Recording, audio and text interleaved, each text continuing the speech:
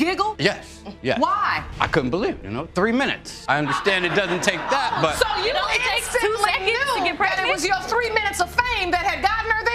I also found out, Your Honor, that when she left my house, she went to another man's house. Sure did. And the same thing happened the same day. That was the plan in the... Hold on to your seats, folks, because Ms. Myers just stormed into the courtroom with a list of 13 men who might be her father. The air is thick with tension and anticipation. Could today be the day she finally learns the truth about her paternity? The stakes are high and the emotions are even higher.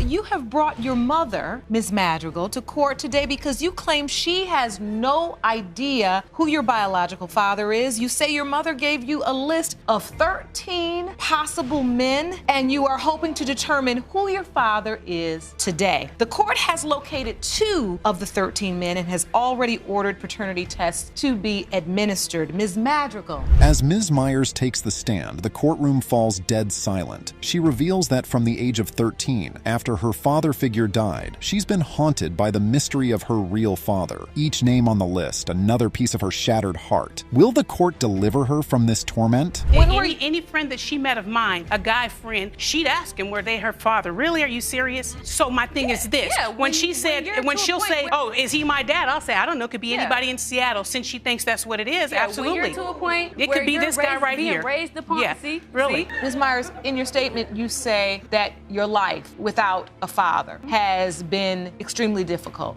Please explain. Enter Ms. Madrigal, the mother with a past as mysterious as the shadows at dusk. Admitting to her promiscuous history, she stands defensive, yet seemingly remorseful. Her confession slices through the courtroom like a knife. She handed her daughter names like they were just slips of paper. Ms. Madrigal, you do admit that there were multiple partners at the time that Ms. Myers was conceived? Of course, but you got to realize I was 17. So any calculation within that time, I could have been way off and not known. Because by the time I found out, I was 4 months pregnant with her. You see what I'm saying? So there could be a list of whomever. It's the timing. It's in the timing. The tension ratchets up as Ms. Myers recounts the pain of not knowing. With every man introduced as a potential father, her hopes rose and fell like the tides. She is a cocktail of fury and sorrow. Ms. Madrigal's eyes avoid her daughter's gaze, a clear sign of guilt. Please state how you met her. We got together. She came over. She told me she thought I was sexy, whatever, good looking. Okay, we had sex. It was a 3-minute thing. She confirmed it. He swore to tell the truth. And nothing but the truth. Okay. So how did you find out that Ms. Madrigal was pregnant? Now the courtroom watches breathlessly as the judge calls for order. The first DNA result is about to be revealed. Who among the 2 tested men could be the father? Ms. Myers holds her breath, her entire life story hinging on the words about to spill from the judge's lips. I wanted people to see. If he's such a bad guy, then why would you even put him on Facebook and say, oh yeah, well, is he my dad? I don't want to expose him of what he really is. But you did expose him. But you did expose him on Facebook to a stranger. Let's get to I don't want nothing to do with him, his family, her. She done started all this problems where her family got her cousins trying to fight me. Suddenly, Ms. Madrigal interrupts, her voice cracking under the weight of her confession. She says she was young, foolish, and made choices she regretted, pleading with her daughter in the court to understand her plight. But can her words sew together the tears in the fabric of their relationship? Please escort Mr. Derek Smith in, and Mr. McCraney and Ms. Vernon, feel free to have a seat. Thank you. Mr. Smith, how are you today? I'm doing pretty good, Thank you for joining us. We're really glad that you could be here today, and we appreciate you submitting to the DNA testing because this court realizes that you are one of 2 men here today that we've identified that could potentially be Ms. Myers' father. The judge looks sternly over the courtroom, calling for the first DNA result. The envelope tears open, and so too does the possibility of closure. Ms. Myers leans forward, every fiber of her being straining for the words. The room is so quiet you could hear a pin drop. Mr. Smith, you are not Monica's father. I never thought I'd have to hear that. I still love you, though. It's okay. I promise that. I'll still be there for you, okay? Whatever you need, I'll be there for you. I still love you. How do you feel, Ms. Myers? Scared, terrified right now. The judge announces the shocking result and leaves everyone stunned. A collective gasp fills the room. Ms. Myers' face falls, a visible representation of her sinking heart. But the saga isn't over. There's still one more result to uncover. Miss Monica Monica Myers, Mr. Keith McCraney, it has been determined by this court that you are the father. There it is. Did you faint, Mr. McCraney? I what? I don't believe that at all. Whoa. No, they must have got their test mixed up You or are something the father. backstage. The impact of the revelation sends ripples through the court. Ms. Myers, overwhelmed by emotion, collapses into her seat. The two men she hoped could end her search have turned out to be another dead end. What now? Where does she go from here? I don't deserve none of this. I didn't deserve it from the jump. I recognize that you have been a victim. I had to do But all it's this your by choice myself. as to whether you continue to be one. Now, you came here for an answer. It wasn't the answer you wanted, but you got the answer. And from the way it looks, from my vantage point, you've got 4 people in your life right now. Ms. Madrigal reaches out, tears streaming down her face, begging for forgiveness. She is clearly choked with regret, but the damage may be too deep. Can a mother and daughter torn apart by secrets and lies ever find a way back to each other? And you've got to fix that. I'm gonna try. You've got to find out what's appropriate and inappropriate, and you got to take heed. Are you understanding me? Yes, I did. All right, now going forward, it's up to you all to clean this up. Take care. I'll be checking on you. Court is adjourned.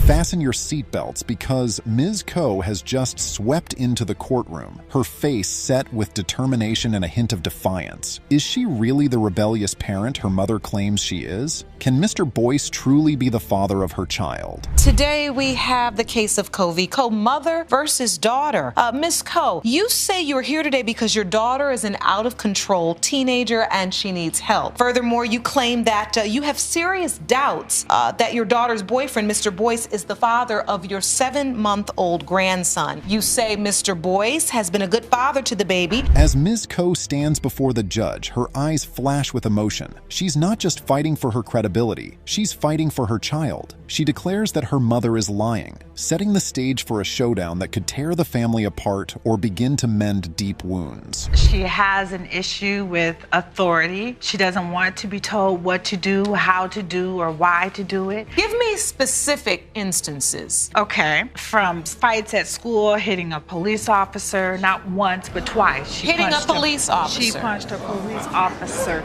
twice.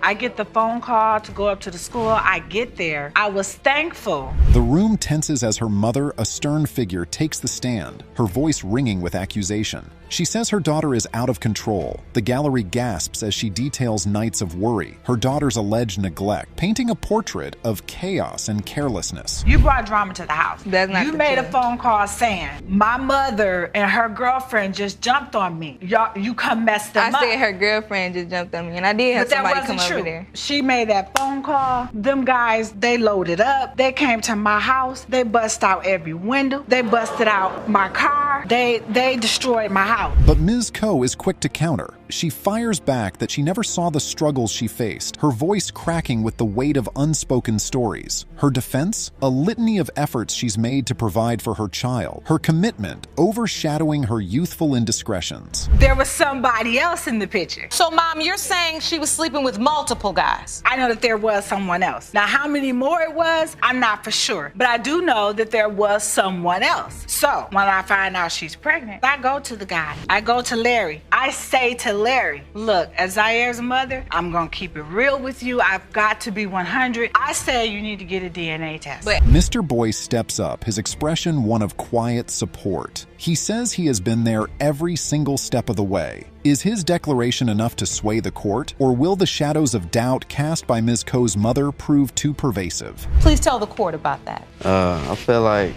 from the beginning I knew it was a possibility, but at the same time, you know what I'm saying, he made me grow more, you know what I'm saying, since he been around. Because my mom, she passed away. Once I told her about it, you know what I'm saying, she just, oh, that's my grandbaby.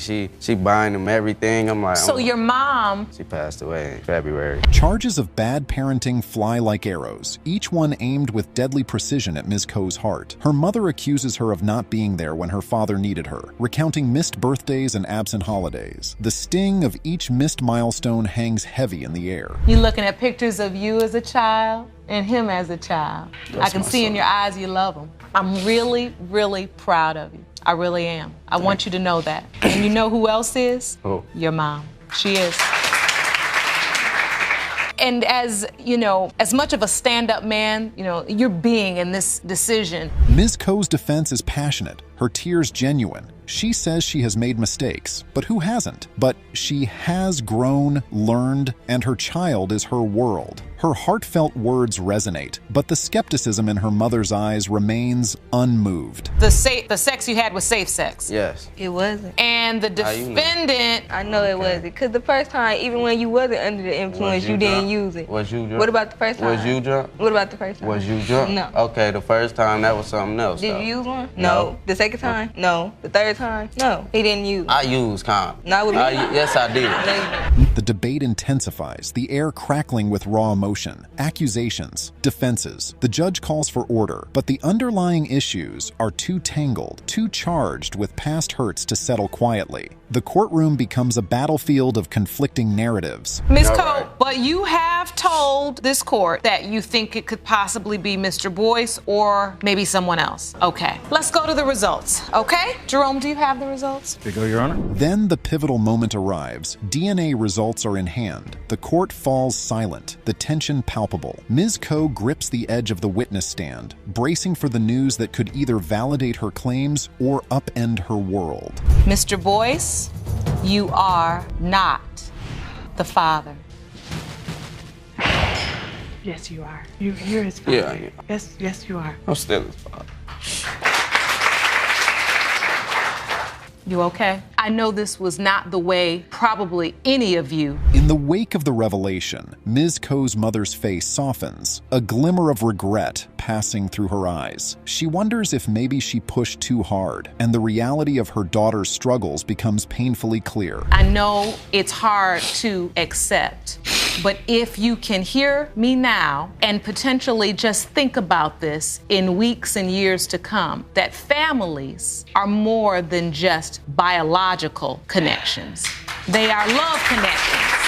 Prepare yourselves as Ms. Williams and her sisters confront their mother, Ms. Liddell, in a courtroom filled with electric tension. They question their paternity, fueled by years of doubt and betrayal. Is Ms. Little hiding the truth about their fathers? You are here today with your two sisters. You all claim she wasn't a good mother and say her promiscuous behavior is the reason. Ms. Liddell, you admit you haven't been the best mother, but you say your daughters are being unfair. Ms. Williams steps forward, her voice steady but filled with a mix of hope and despair. She accuses her mother of never telling them the whole truth, her sisters nodding in agreement beside her. Their mother, Ms. Liddell, looks back with a gaze that mixes defiance and regret, the courtroom bracing for impact. Tell me about the paternity issues. It was this man who was supposedly had been my father. We were all wanting to know, like his family, my aunt that raised me and Jasmine, we wanted the paternity test. Ms. Little admits her past was marred by mistakes. She confesses she wasn't the mother they needed, her voice breaking. The gallery is silent, hanging on every word, but her admission does little to soothe the years of pain etched onto her daughters' faces. How is you not gonna know this is my daddy when you look at him? But you tell that's your daddy. I was never there for them. I'll give them that. I think the best thing that I did was to give them some family, because if they would stay with me, either they'll be separated or away from me. She didn't take a chance to try to raise us. I was in 5 different homes. The atmosphere intensifies as Ms. Williams recounts tales of a childhood filled with uncertainty and whispers. She says her mother laughed it off, told them to pick any man from the street. How can a mother say such things? Well, the courtroom is left shocked.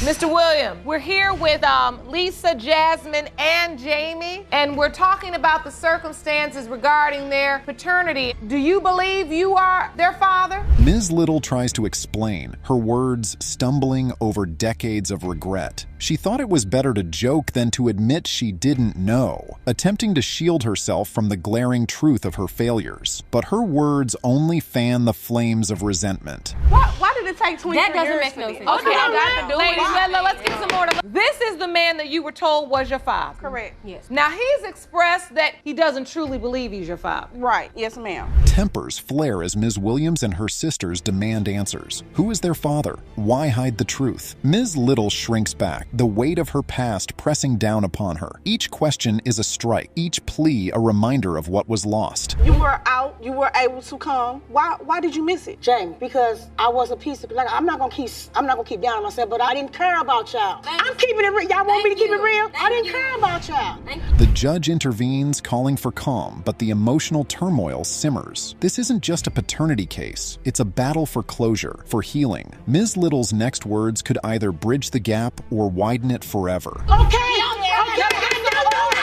She finally tells the truth and you yelling over it. Wait a minute, because I need them to understand this. In a moment of raw vulnerability, Ms. Little makes a painful admission. She says she gave the suggestion to abort, referring to a dark moment meant to stay hidden. The courtroom gasps. Such a confession is both a revelation and a blade to her daughter's hearts. But you have to accept life as it comes. The cards that are dealt to you, right? We have. Right. That's why we just moving on our life. That's why we just exactly, and that's what I want to help you do today in this courtroom by giving you these results. As the judge prepares to call for the results, the courtroom holds its breath. Will the truth free them from their past, or will it anchor them deeper into despair? The air is thick with anticipation, each heart beating in sync with the ticking clock. Mr. Williams, you are not her father. Thank you, James, for what you did for me. Thank you.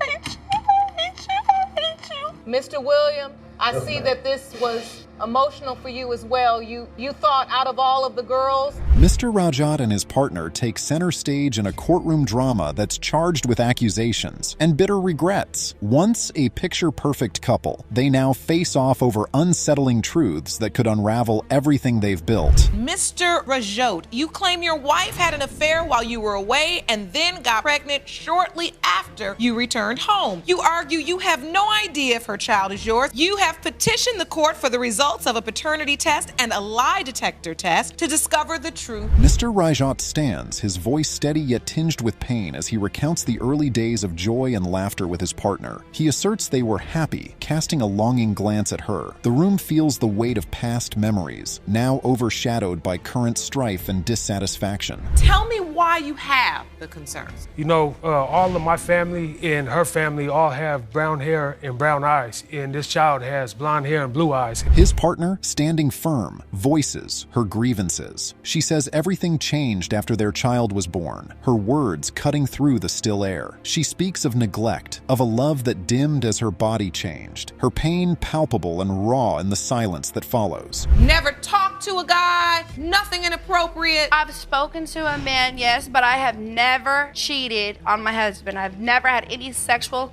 nothing. That's a lie. Why are you so sure, Mr. Rajat, that she's cheated on you? Accusations fly as she confronts Mr. Rajat about his wandering eyes, claiming he flirted shamelessly with her own family members. She demands to know the truth, her betrayal written large on her face. The courtroom murmurs, the scandal of the accusations adding fuel to the fire of their public ordeal. How's that? You stayed out all night. We went out to dinner, you thank stayed you. Out all Anyways, night that night. we went I out called to your dinner. phone over and over. We and went you stayed out all dinner. night that night. We all went night. out to dinner. To the next morning, but I did not do anything because, unlike you, I love my husband and I've been faithful. And there's no harm in having dinner with a friend. Was this a person you've been intimate with in the past? Mr. Rajat retorts, his tone defensive yet remorseful. He said he was seeking what he felt was missing at home, his excuse sounding feeble even to his own ears. The complexity of their issues deepens, the roots tangled in a web of unmet needs and unspoken words. I'd actually heard from the event today. I went out to a bar that night and she had been kissing on another girl, so. What I do is my business and he gets twisted and tries to act like just because she wants to be a dirty, nasty hoe don't mean I have to be one. You said in your statement to the court that actually Mr. Rajat has been the person. But there's more. She recounts moments when she felt most vulnerable, post-pregnancy, her body a stranger to her, and seemingly to Mr. Rajat too. He looked through her as if she were invisible, and her vulnerability turned into anger as she spoke. At one point, you loved this woman very much. Yes, Your Honor, that's correct. My eyes on her that she was going to be the person I was going to be Then why with. have you always cheated on me? Because you do the same thing. He's a liar. What? He hits on them all day long. Mr. Rajat looks down, shame clouding his features. He admits he struggled with change, his voice barely a whisper. The admission does little to soothe the raw edges of their fractured relationship, the courtroom a witness to their unraveling. You think he cheated with a family member? I do. I'd never do that, Your Honor. Yeah, I do know you better than that. That's why. Through thick and That's thin, why we've there's always another been there. situation. Through the rough edges, we've always ended up to... You have betrayed her in other ways, but you're saying you would not betray her in that way. Never. We get back on the rough edges because I forgive his life. As they stand facing the remnants of their shared life, the judge offers a path forward. Consider counseling, not just for you, but for your child, she suggests, her wisdom echoing in the hushed courtroom. Will they take the offered hand, or is the chasm too wide? Mr. Rajot, you are her father. What are you feeling right now? I'm just mad because he's denied our child for so long. And I knew, because I'm not nasty. I've been faithful to this man since I met him. And he can't say the same. Hold on to your seats, folks, because we're about to dive into one of the most outrageous paternity court cases we've ever seen. Miss Kavanaugh and her mother, Michelle, are here today to prove that Mr. Bowles is the father of Miss Kavanaugh's 3-week-old son, Malcolm. But the twist? Miss Kavanaugh admits to being intimate with another man, Mr. McElliott, during the window of conception. Miss Kavanaugh, you and your mother are appearing in court today to prove paternity of your 3-week-old son, Malcolm. Now, you claim his biological father is Mr. Bowles. Yes, Your Honor. Even though you admit to being intimate with another man, Mr. McElliott, during the window of conception. Yes, Your Honor. Now, Mr. Bowles claims he's positive he's not the father, even though he and Miss Kavanaugh were getting it on regularly. But get this, he found a condom wrapper in her bathroom, and he thinks that proves she was sleeping around. Miss Kavanaugh shuts that down real quick, saying the condom was actually her friend's. Was only once, and with Mr. Bowles. Well, ma'am, you seem to know more about it than she does, Yeah, so let me bring you on in. So you are Miss I'm her Kavanaugh, mother. you're her mom. And I'm a good mother, and we have a close relationship, and she tells me everything. That's great. I'm glad that you all are close. Uh-oh, looks like Mr. Bowles is grasping at straws here, folks. And get this, Miss Kavanaugh even admits she lied about being pregnant in the first place, trying to use a fake pregnancy test to keep Mr. Bowles interested. Yikes, talk about desperate measures. The reason why he believes he is not the father. But did you tell him that you used that condom with your ex? So that's not true. No, I feel like he's just trying to justify his reason. All right, so now you find out you're pregnant. Yes. When you find out, who do you tell? Your Honor, I told him. I told Mr. Bowles because that's who I believed was the father. It was the right date, right conception time. But the real kicker? When Miss Kavanaugh took the real pregnancy test, it came back positive. Oops, looks like her little scheme backfired big time. Judge Lake is not impressed, that's for sure. She's calling out Miss Kavanaugh for her immaturity and lack of responsibility. And get this, Miss Kavanaugh even says she slept with Mr. McElliott to try and make Mr. Bowles jealous. Because it didn't work at all. I told both of them at the time that I found out that I was pregnant. I told both of them. Well, I'm glad you understand the error of your ways, because now you know. It takes a lot of this is why we're standing here today. You know, Mr. Bowles, I'm trying to understand your doubt fully. And also, before she got pregnant, she actually lied about being pregnant maybe like some weeks before. Now, Mr. Bowles is really throwing Miss Kavanaugh under the bus, saying she lied about being pregnant before she actually was. And get this, he even says he woke her up in the middle of the night to tell her he was gonna go sleep with another woman. Yikes, talk about disrespectful. We fell asleep because I was tired. He wakes me up at 3 o'clock in the morning and tells me he's going to go have sex with another woman. What? Yeah, so you wake her up to tell her that? First of all, we was just friends, so I can leave just and because I go was asleep, that justifies what you did? We wasn't together, so I can leave and go back to my house and do whatever I want. Miss Kavanaugh is rightfully furious, chasing him out of her house. Judge Lake is not having any of this nonsense, and she's laying down the law. She's making it clear that the responsibility of a child falls squarely on the mother, and these men need to start taking some accountability. Signed the birth certificate and didn't care if he was the father and wanted to be with me. Even if he did that, I would still want my son to know who his true blood father is, because everybody deserves to know. That's right. You know what? I think it's time we meet Mr. McElliott. Jerome, will you please escort him in? But just when you think the drama couldn't get any crazier, in walks Mr. McElliott. Turns out he's actually been pretty great throughout this whole situation. He told Miss Kavanaugh he'd sign the birth certificate and be a father to the child, even if he wasn't the biological dad. Ah, what a stand-up guy. Me Me and her, we met. I got her number. I called her that evening, offered her to go a movie. We hooked up and went out to eat or something like that. But ever since. So you took her on dates and courted her and treated her like a lady should be treated? Always. Good.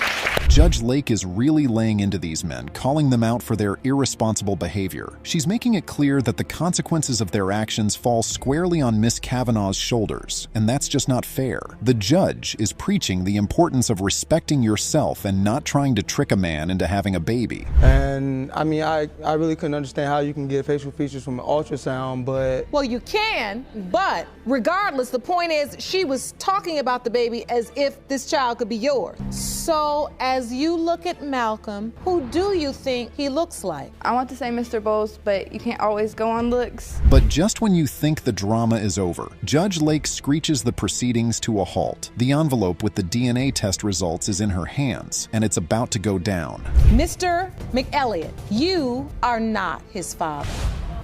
Mr. Bowles, you are not his father. Calm down. I'm sorry. I'm so sorry. I'm really sorry. I didn't mean to put you guys through all that. We've got a wild one on our hands today, folks. Miss Montoya and her son, Mr. Sensabaugh, claim that Miss Brown has been lying to them about the paternity of her daughter, Malaya. And get this, Mr. Sensabaugh says a recent near-death experience has made these results more important to him than ever. Ms. Montoya, you and your son, Mr. Sensabaugh, claim you've been lied to by the defendant about the paternity of her child on numerous occasions. Yes, Your Honor. Now you say a recent near-death experience makes today's DNA results more important to you than ever. Yes, Your Honor. All right, let's dive in. Turns out Miss Brown and Mr. Sensabaugh were in a relationship, but it ended when he didn't show up to sign the lease on an apartment they were supposed to move into together. Miss Brown then went to visit her ex, and that's when things get really messy. He had said that he was ready to man up and move in together, so I had found an apartment. I had an apartment that was ready for us to sign the paperwork. He was supposed to show up the date of us seeing the apartment and giving the money and signing the paperwork. He never showed up. She's got a calendar outlining all her intimate encounters with both men, and it's clear there's some major doubt about who the father could be. Mr. Sensabaugh says he was told Miss Brown took a plane to Oklahoma, but her calendar shows she actually drove. Ooh, the lies are piling up. When I had left California, I went to Oklahoma with my ex, and that's when the calendar comes in. So after he didn't show up with the leasing office? I left. And how soon after you were intimate with Mr. Sensabaugh did you go down to see your ex? It was soon. Now, Mr. Sensabaugh says when he found out about the pregnancy, Miss Brown told him he was definitely the father. He even tried to get the baby to come live with him in California, but Miss Brown was worried about his lifestyle. The grandma is also getting emotional, saying her son has had 2 near-death experiences and she just wants the truth to come out. Even lied about something else because I was told she took a plane to Oklahoma, and then when she got off the plane, she was throwing up, I guess, experiencing morning sickness. Now here we go, you drove? Greg knew. You told me. I don't know what you told Greg or what he knew. I never told you that I took a plane to Oklahoma. But wait, it gets even crazier. Miss Brown admits to a whole timeline of lies, including buying a DNA test and then not sending in the sample for months, just to string these poor people along. And then, get this, she allegedly told Mr. Sensabaugh's mom that she swabbed one of her other kids instead, just to make sure he wasn't the father. Wow, talk about playing games with people's lives. You didn't talk to me until after you had your baby. That made me conclude that you didn't want to talk to nobody or say nothing so you could see who the baby resembled, so you can put that baby on somebody, and it just happened to be my son. Mr. Sensabaugh's mom, Miss Montoya, is really feeling the weight of this situation. She says her son has been shot multiple times and she's worried he might not make it. She just wants to know if this little girl is her grandchild, so her 91-year-old grandmother can be a part of her life. But Miss Brown seems to be making it as difficult as possible. Oh my my children equally and dearly. That's not and either, because regardless not of his, right like I explained to you, regardless of his lifestyle, I would have been the primary responsible person. And you ain't had the You're best not the lifestyle primary over there responsible either. person when we were sleeping together, so how can I take your word for that? Oh, and get this. Miss Brown even tried to get Mr. Sensabaw's mom to stop posting pictures of the baby on social media, saying it was causing her problems. But then it turns out Mr. Sensabaugh was the one who made and posted those pictures, not Miss Montoya. Talk about a tangled web. Miss Brown is clearly trying to keep this family at arm's length, but they're determined to get to the bottom of this. Back in the butt, I got shot. So after that, it made me think, like, what if the baby was mine? Like, what if You that's my woke baby? up thinking about Malaya? Yes. And did you call Miss Brown and say? No, I called his mother. I contacted his mother. No, our first line of communication was you calling him to tell him that the baby was his. All right, the moment of truth is finally here. The DNA results are in, and the judge is about to reveal whether Mr. Sensabaugh is the father of little Malaya. The tension is palpable. You can practically feel it through the screen. Mr. Sensabaugh, you are not her father. Ms. Brown, you look relieved. Ms. Montoya, you look crushed. It's not about being crushed. At the end of the day, I really want him to go on with his life, get married, have a baby, and be able to be in that baby's life from birth. And I wish the best for him and his future. Miss Anthony and Mr. Porcio had a casual, party-focused relationship, but things got complicated when Miss Anthony ended up pregnant. She initially told Mr. Porcio the child was his, but then later claimed it belonged to her ex-boyfriend. This led to a whole mess of confusion and hurt feelings. You claim you had a short-term relationship with the defendant, Mr. Pouchot, who was initially excited when you told him you were pregnant. But now you are furious he is denying your 8-month-old son, Matthew. Is that correct? Yes, Your Honor. Mr. Pouchot, you say you've never taken Ms. Anthony seriously, and she herself confessed to sleeping with other men during the time of conception. It's clear Miss Anthony was in a tough spot. She was young, scared, and didn't think Mr. Porcio was ready to be a dad. But lying about the paternity was a big mistake that ended up causing a lot of drama down the line. Mr. Porcio was understandably upset that he was denied the chance to be involved with his potential child from the start. The fact that Miss Anthony was also sleeping with other men during their relationship didn't help matters either. I could tell you wasn't the father. Her ex-boyfriend was the father, that she was pregnant before she met me. And now you say he's denying the baby, but you admit to telling him he wasn't the father.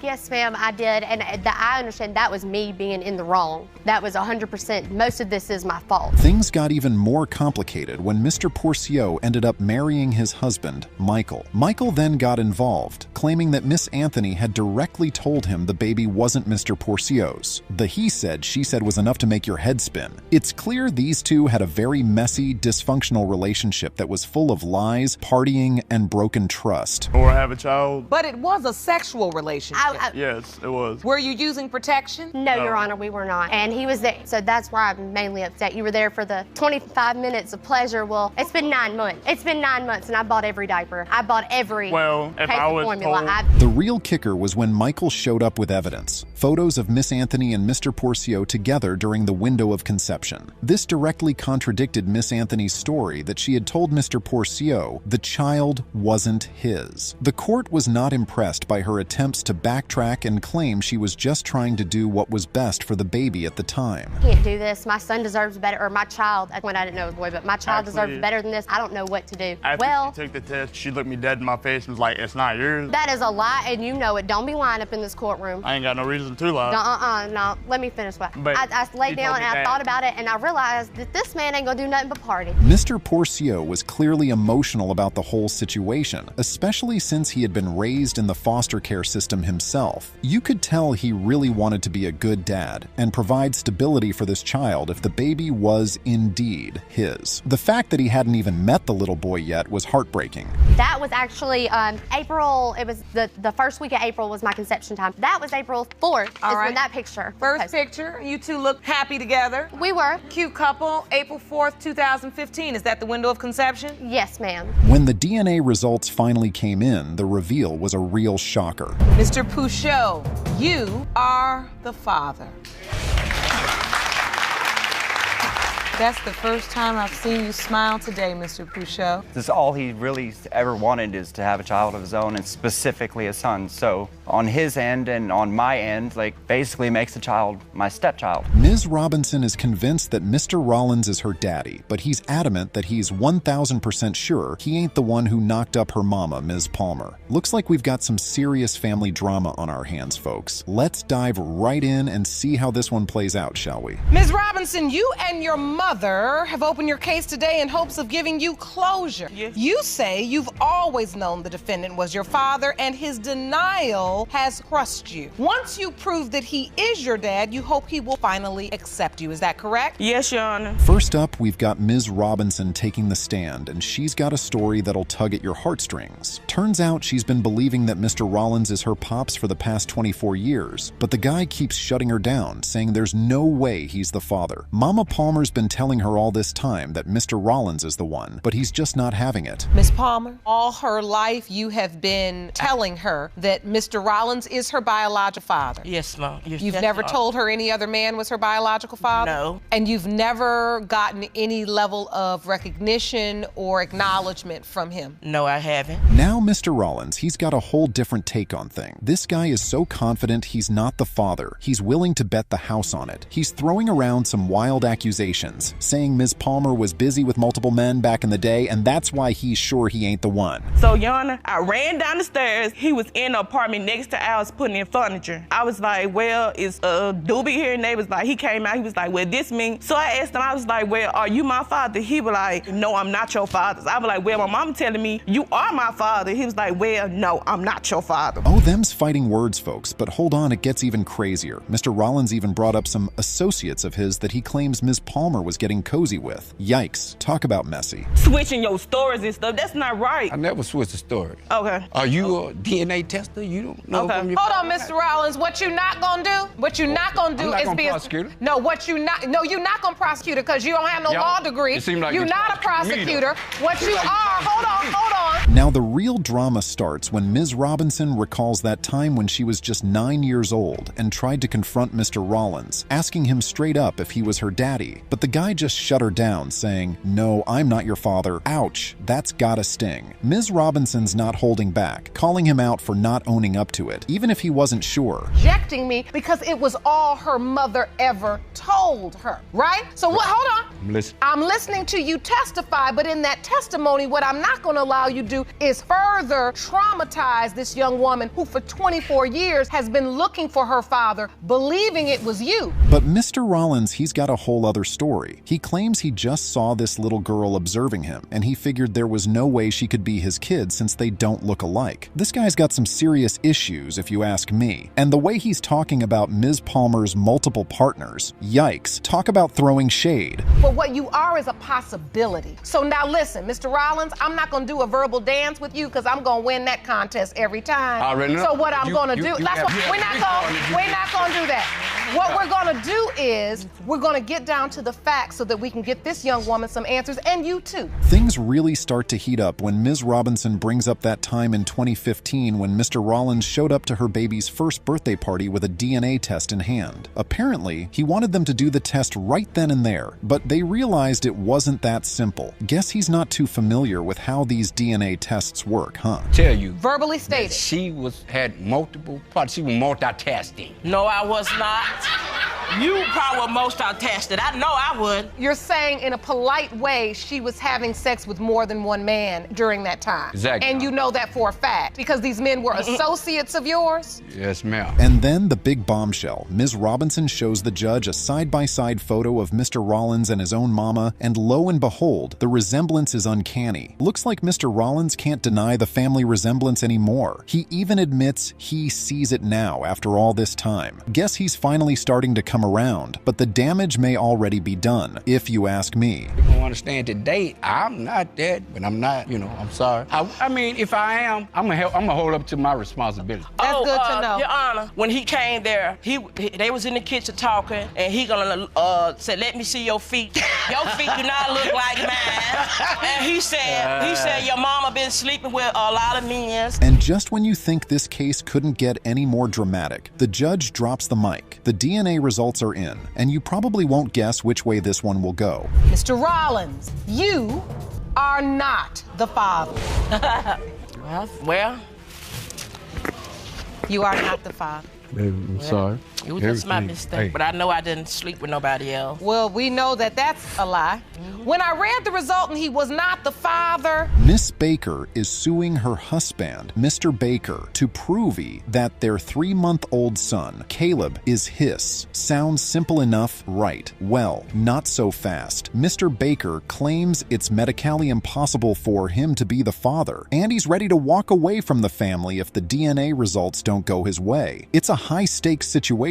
Ms. Baker, you say the fate of your marriage is riding on today's DNA results. You are suing to prove that your 3-month-old son, Caleb, was fathered by your husband, Mr. Baker. Yes, Your Honor. Now, Mr. Baker, you say it's medically impossible for you to have a child, and therefore Caleb cannot be yours. You say if the DNA results prove you are not the father, you will leave your wife. Turns out Mr. Baker had a vasectomy a whopping 23 years ago. Now he's convinced that there's no way he could have fathered this child. But Ms. Baker has a different story. She admits to drinking heavily during the time she got pregnant, and she can't even remember if she was intimate with another man. Uh-oh. This is starting to sound like a real mess. And we didn't do everything right. And I don't condone the actions that we took in our relationship. I was married, she was married. And whenever you have two people who are in a monogamous relationship come together the way that we did, there's always going to cast doubt on the back of your mind. Now, Mr. Baker's got some trust issues of his own. Apparently, Ms. Baker had a little spending problem in the past, and she even went on the Oprah Winfrey Show to talk about it. Mr. Baker's worried that if she could lie about that, who's to say she's not lying about this too? Looks like these two have some serious baggage to unpack. There were spending issues that were taking place in the marriage that he didn't know about. And I mean, to the point where, you know, that had put her in national limelight because she was overspending behind his back. But wait, there's more. Mr. Baker reveals that he and Ms. Baker actually met while they were both still married to other people. Yep, you heard that right. They had an affair that led to this whole situation. No wonder there's so much doubt and mistrust in this relationship. These two really didn't start off on the right foot. Not cheated on Mr. Baker, Your Honor. There's no recollection of anything ever happening to me while I was drinking, but just that thing in the back of my mind just keeps going, you know, did something happen to me and I just don't remember. So the truth is that you don't really remember. You don't recall because of the drinking. Correct, Your Honor. As the case unfolds, we learn that when Ms. Baker first found out she was pregnant, she was convinced she had ovarian cancer instead. Can you imagine the roller coaster of emotions she must have been going through? Thankfully, it turned out to be a pregnancy, but that didn't make things any less complicated. So since it's been 23 years after a vasectomy, you've got to question, is it even possible for me to even conceive a child? When you found out you were pregnant, you told your husband. Well, what happened is I noticed I was getting a little bit of a belly. Now the court brings in an expert witness, Dr. Gator, to shed some light on the whole vasectomy situation. Turns out, even though Mr. Baker had the procedure done over 20 years ago, there's still a slim chance, about 1.5%, that he could have fathered this child. Whoa, who would have thought? So you thought for a minute that this Absolutely. was cancer? Yes, Your Honor. I let her sleep through the night. I didn't sleep a wink. Went to work the next day. She calls me up at 11 o'clock crying hysterically. And I said, honey, what's wrong? She says, I'm not pregnant. Ms. Baker is clinging to that 1.5% chance, convinced that this is a miracle from God. She's been sober since finding out she was pregnant, and she's determined to make this work. But Mr. Baker, he's still struggling with the idea of trusting his wife, especially after all the drama in their past. Forget it. And we threw the package away. And then 6 months later, we regretted that we threw it away and we ordered a second one. And then we went through the same process again, and regrettably, we threw away that second one. And now your wife is pregnant. You know, my attitude is very simple. It better be a miracle from God. As the judge tries to navigate this tangled web of emotions, it's clear that there's a lot more at stake than just the paternity of this child. These two have been through the ringer, and their entire family is hanging in the balance. Will the DNA results finally bring them the clarity they need? Or will this case leave more questions than answers? Mr. Baker, you are the father.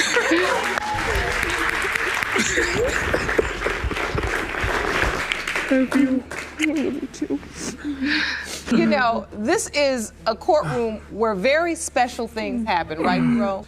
But this, I must say, it's just been a very tough road. Ms. Austin returns to paternity court for the third time with Mr. Wallace and Ms. Roberts, hoping to prove that Mr. Wallace is the father of her 9-month-old son, Ronald. Mr. Wallace, however, has multiple reasons to doubt the paternity and hopes this is his last visit to the court. Ms. Austin, this is your third time here in our courtroom with Mr. Wallace and Ms. Roberts. Previously, you were here because Mr. Wallace questioned the paternity of your other child, but now you find yourself in the same situation. The last time they were in court, Mr. Wallace was revealed to be the father of Ms. Austin's other child, Danielle. Judge Lake expressed her frustration and disappointment seeing them back again. Ms. Austin admits that after the last hearing, things started okay, but quickly deteriorated as Mr. Wallace continued to go back and forth between her and Ms. Roberts. Today, you say you need to prove to Mr. Wallace that he is the father of your 9-month-old son, Ronell, so that he can begin to step up and be a father. Mr. Wallace, you claim you have multiple reasons to doubt when it comes to whether or not you are the biological father of this child, and hope today is your last visit to this courtroom. Let's take a look at what happened the last time you all were here. Judge Lake notices a smirk on Ms. Austin's face, calling it out as a sign of nervousness or perhaps self-disgust for being back in court for the same reason. The tension is palpable as Ms. Austin acknowledges her frustration. She reveals that she is pregnant once again, complicating matters even more.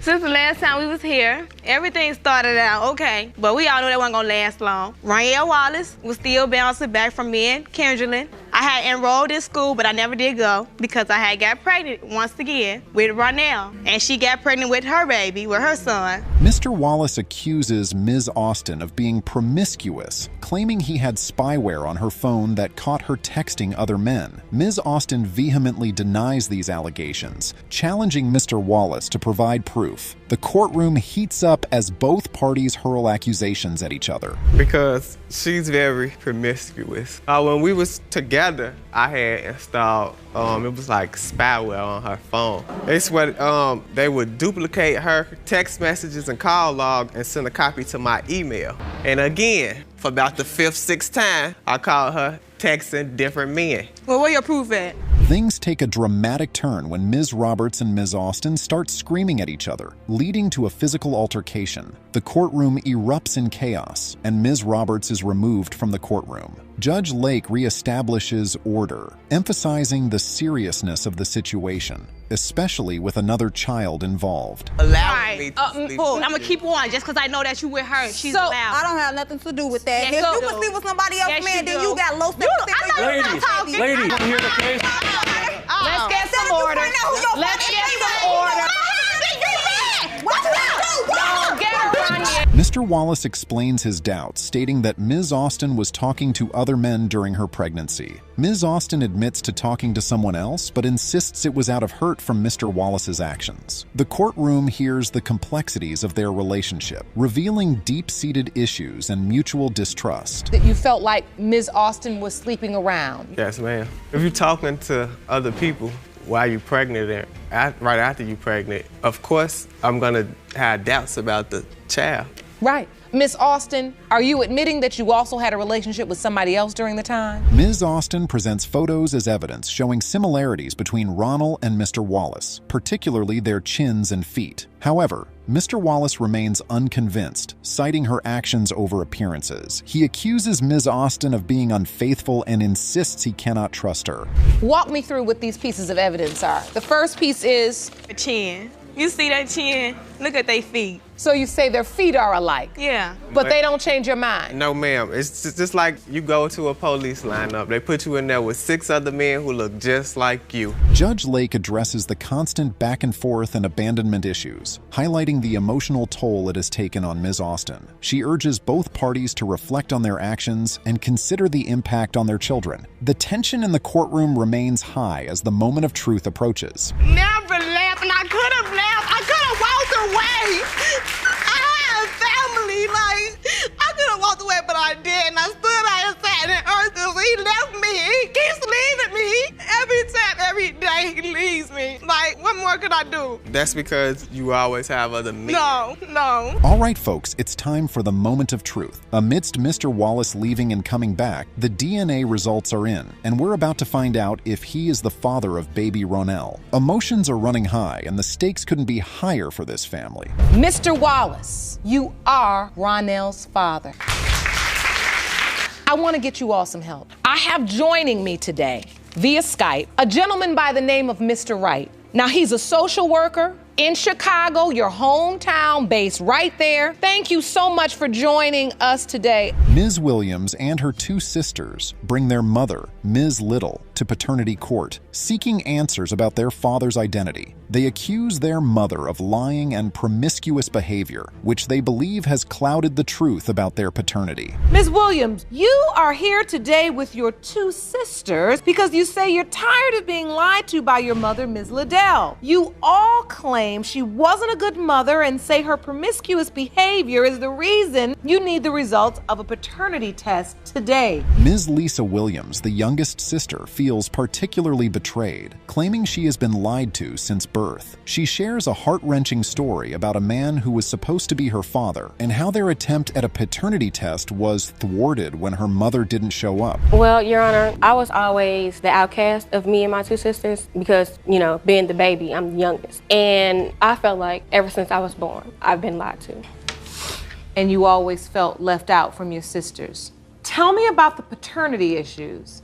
Ms. Liddell admits to her past mistakes, acknowledging she wasn't the best mother, but she feels her daughters are being unfair. She admits to her promiscuous past and explains that she doesn't know who their father is. This confession fuels the sisters' anger and resentment. There was never a paternity test, so I don't know where they're getting it from. One thing I tell you about my three daughters, they are manipulated.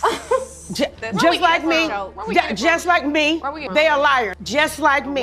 It's the truth. Like we're not even it's her the kid. truth. Jasmine, another sister, recounts how family members and rumors always cast doubt on their paternity. She felt a strong disconnect from the man who was supposed to be her father, especially when his family didn't accept her. This doubt was further solidified by their mother's hurtful comments during arguments. The doubts were just based upon the way he treated you, or did you hear whispers and rumors? All of the above, and also it's a lot of her character traits that put doubts in my head itself, other than the whispers, other than all of that. Because of the life she was leading. Lisa recalls a painful memory involving her mother at a gas station. A man recognized Ms. Liddell, who then casually mentioned he might be Lisa's father. This incident deepened Lisa's feeling of abandonment and confusion, highlighting her mother's indifference and lack of responsibility. Me and Jasmine went to go see her father because he was,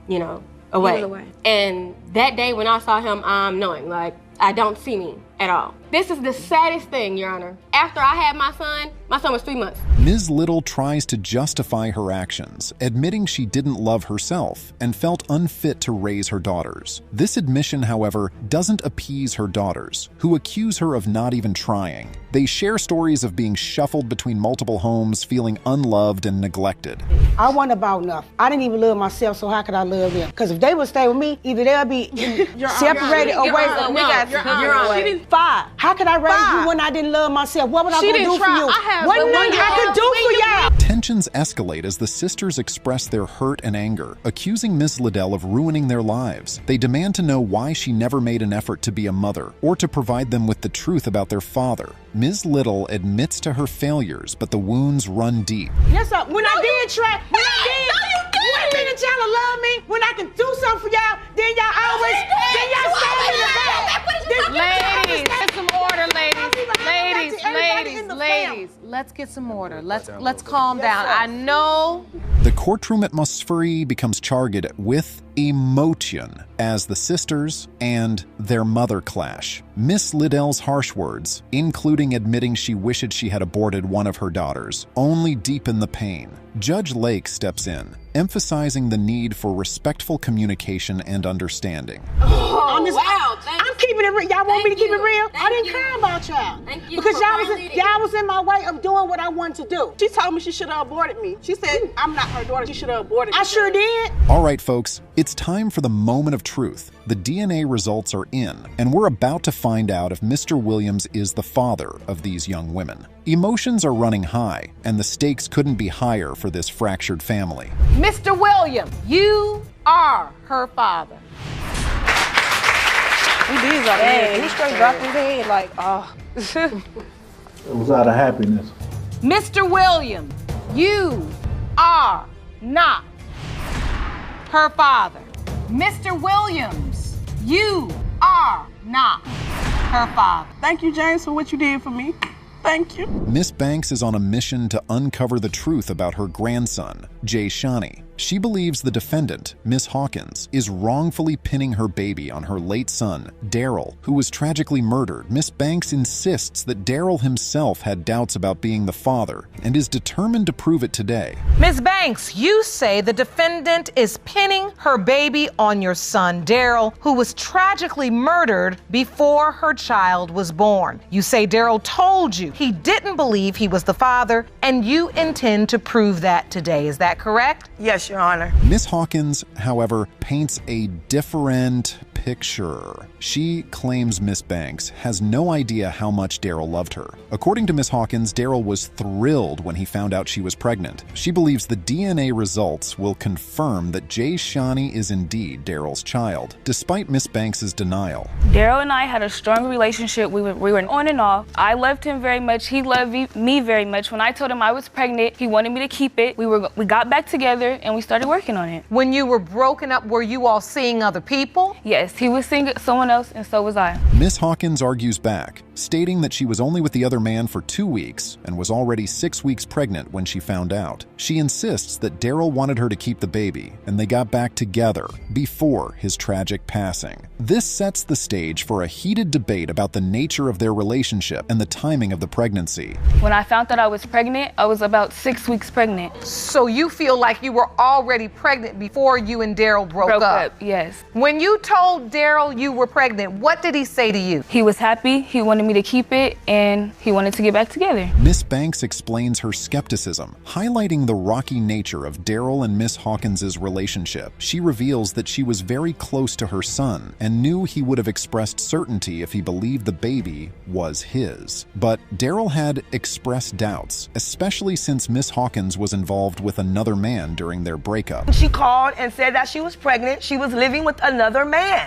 Correct. I was not living with another man. I was staying with my cousin. I was in a relationship with another man. And when I found that I was pregnant, the other man said, if you decide to keep the baby, let's end the relationship. Miss Banks recounts how she tried to form a relationship with Miss Hawkins for the sake of Jay Shani. She even bought a one-way ticket for Miss Hawkins to move closer to her, but Miss Hawkins never showed up at the airport. Miss Hawkins defends her actions, stating that she was overwhelmed and scared after Daryl's death, leading to a confrontation that nearly boils over. I talked to Jada on the phone and I said to her, well, Jada, come on, move to Houston with us. I can help you better if you live close to me. I bought Jada a one-way ticket. Yes, it was a one-way ticket because you were supposed to be coming. I get to the airport. Things get even more intense when Miss Banks accuses Miss Hawkins of trying to use Daryl's social security number to gain assistance. Miss Hawkins explains that she was simply trying to get the benefits she and her son were entitled to after Daryl's death. The tension in the courtroom rises as both women express their pain and frustration. When after Daryl was dead, she called me on the phone and she told me how she was trying to get some assistance for her and baby Jay Shani. She asked me for his social security, my son's social security Wait, this is number. After he passed away? Yes. Well, let me ask you. No, that's not how it happened. By law? Despite their differences, it's clear both women are still grieving and struggling with the loss of Daryl. Miss Banks expresses that this baby is all she has left of her son, while Miss Hawkins is trying to navigate her new life as a single mother. The emotional weight of the situation is palpable, and the court must navigate through their pain to find the truth. Love a baby never told you that. I never told you that. I never told you that. I can't love a baby I never met. And she has another boyfriend now already. I'm still mourning. I'm still sad. I'm still crying every day. How can you be so eager to have another man? You just keep getting more men. Judge Lake intervenes, urging both women to focus on the well-being of Jayshani. She highlights the importance of mental and emotional health, especially considering the impact on the child. The judge calls for a moment of calm, emphasizing that their behavior will directly affect the little boy caught in the middle of this family turmoil. I'm here with you. I'm right here with you, and I understand your pain, and I'm right here. Is it your hope that you do have that legacy of your son? Yes. So you do really hope, and that's why, despite the doubt, you still sent the ashes, you sent the clothes. Yes. Finally, the DNA results are about to be revealed. The anticipation in the courtroom is electric as everyone braces for the outcome. The results will determine the next steps for both Miss Banks and Miss Hawkins, and the future of little Jayshani hangs in the balance. The truth is just moments away, and the stakes couldn't be higher. The percentage of relatedness between Miss LaWinda Banks and Jayshani Daniel is 99.99%. You are related. Miss Lindsay is convinced that Miss Cade is using her baby to trap her son, Marvin, and benefit from his budding music career. She claims Miss Cade cheated on Marvin the very month she got pregnant, making her accusations quite serious. Miss Cade, on the other hand, is here to prove that financial gain is not her motivation. Miss Lindsay, you claim the defendant, Miss Cade, is using her child. You say she cheated on your son the very month she got pregnant, yet is still claiming that he fathered her child. You argue that though you are uncertain about your child's paternity, financial gain... Miss Cade argues that her intentions are genuine and she is uncertain about the child's paternity herself. She insists that proving Miss Lindsay wrong is her primary reason for seeking the paternity test. The tension in the courtroom is palpable as both sides present their cases. Excuse me, Your Honor, that is not true. Let me tell you, hold on. Tell me now, what's going on in this relationship that has you so upset? Your Honor, before she was ever with my son, she was my daughter right here, Demetrius's best friend. Miss Lindsay doesn't hold back, calling Miss Cade a liar and a gold digger. She recounts hearing rumors about Miss Cade's wild behavior, including alleged escapades in a sauna and steam room. Miss Cade denies these claims, maintaining her dignity amidst the accusations. I blame them both because it's my son that I'm worried about. She only want to be with him because he has a music career. She's a gold digger and she's a tramp, like I said. Okay? So now let me get something straight. You're here because you doubt that your son is the father of Miss Cade's baby. Your Honor. The drama escalates when Miss Lindsay reveals that she tried to storm the delivery room when Miss Cade had a C-section. Security had to escort her out, showcasing the lengths Miss Lindsay would go to confirm her suspicions. The courtroom buzzes with this revelation, highlighting the extreme tension between the families. When she had a C-section, she looks just like you. She had a C-section. I tried to run up in that delivery room. They called security on me because I was going to be the first one to see that baby. I love all kids. Security on you at the hospital. Marvin steps in, expressing his hope that the baby is his. He admits to having doubts, but says he's been there for the baby since day one. His heartfelt plea adds a layer of complexity to the situation, making it clear he wants to do the right thing. Yes, ma'am. Yes, ma'am. So you wanted to be the first one because you didn't think it was his child and you wanted to see the baby. I wanted to be the first. That's right. And they called security on me. Well, shouldn't your son be the first one along with the mother? No, because he's too naive. Mr. Wells, do you believe? Miss Cade admits to having slept with another man during a break in their relationship. She maintains that Marvin knew about it and was understanding. However, Miss Lindsay is not convinced, determined to break up the relationship and protect her son. The issue that's relevant to this court is whether you slept with both men in the same time, that period of conception. Yes, I did. And I admitted to Marvin what I have done, and he was understanding about it. But I'm not. Yeah, we're gonna break this up today. Miss Lindsay Lindsay brings up a unique piece of evidence, a family trait involving a toenail that grows straight up. She insists that all Wells children have this trait and demands to see Marvin's toe. This unusual claim adds a bizarre twist to the already dramatic case. Hey, did you keep this a secret? I did not keep this a secret. Like, I didn't tell him exactly how I chose to spend my break and every day of what I did of my break. But when I found out I was pregnant, I told him the truth right there on the spot. He cannot say I did not. Oh, hold on though. You said when he found out, you told him the truth. Miss Cade tries to defend herself, pointing out the ridiculousness of the toenail argument. The courtroom erupts in laughter and disbelief as Marvin reluctantly shows his toe. This moment highlights the absurdity and intensity of the accusations. May we see? Take the shoe off, son. Step over to the side. Mr. Wells, step over here so I can see. Oh. Yeah, can I go with him so I can show you Yana? Jerome, take a close look at. See this stuff right here? Boy, you know you should have put some lotion on your feet if your mother was going to do this. All right, folks, it's time for the moment of truth. The DNA results are in, and we're about to find out if Marvin is the father of baby Kylaya. Emotions are running high, and the stakes couldn't be higher. Mr. Well, you are her father. All right, okay. You owe somebody an apology. You owe somebody an apology.